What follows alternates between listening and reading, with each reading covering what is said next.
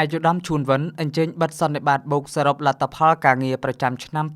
2025និងលើកទិសដៅការងារឆ្នាំ2026របស់រដ្ឋបាលខេត្តមណ្ឌលគិរី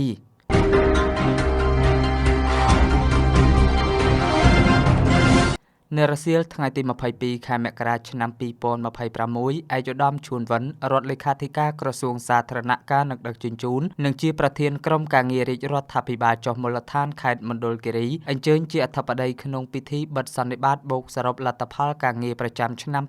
2025និងលើកទិសដៅការងារបន្តឆ្នាំ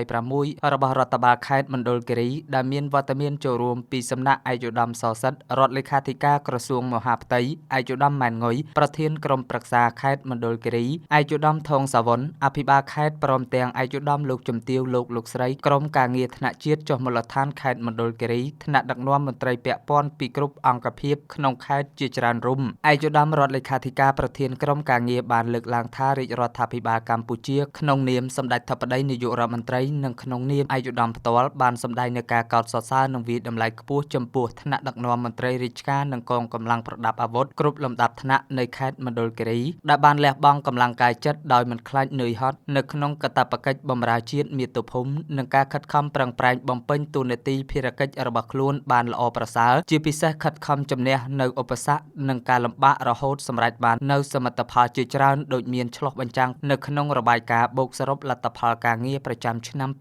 2025និងលើកទិសដៅការងារឆ្នាំ2026របស់រដ្ឋបាលខេត្តមណ្ឌលគិរីឯកឧត្តមបន្ថែមថាទោះបីកម្ពុជាបានប្រឈមដោយផ្ទាល់នឹងវិបត្តិនៃការឈ្លានពានដោយកម្លាំងប្រដាប់អាវុធពីសំណាក់កងទ័ពថៃចាប់ពីខែកក្កដាឆ្នាំ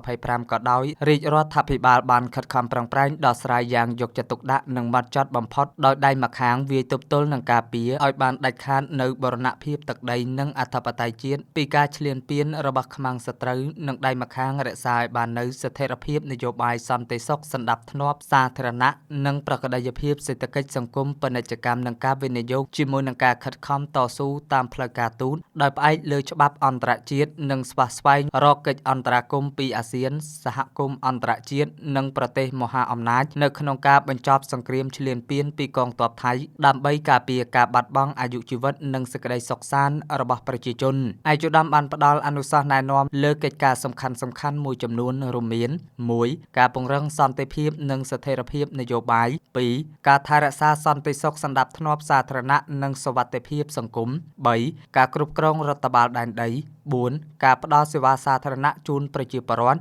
5. ការអភិវឌ្ឍមូលដ្ឋាន 6. ការគ្រប់គ្រងនិងអភិវឌ្ឍតំបន់ព្រំដែន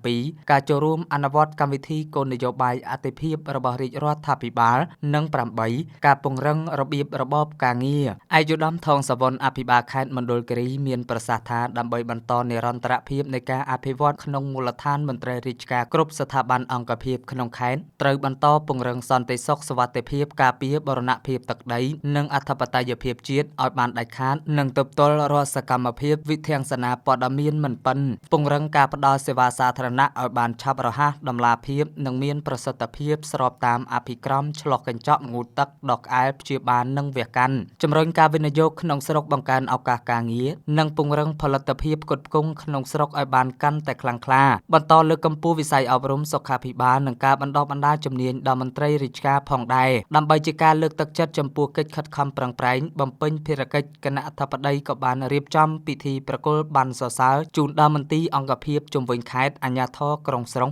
និងមន្ត្រីរាជការដែលមានស្នាដៃឆ្នើមក្នុងការបម្រើជាតិនិងប្រជាជនក្នុងឆ្នាំ2025កន្លងមក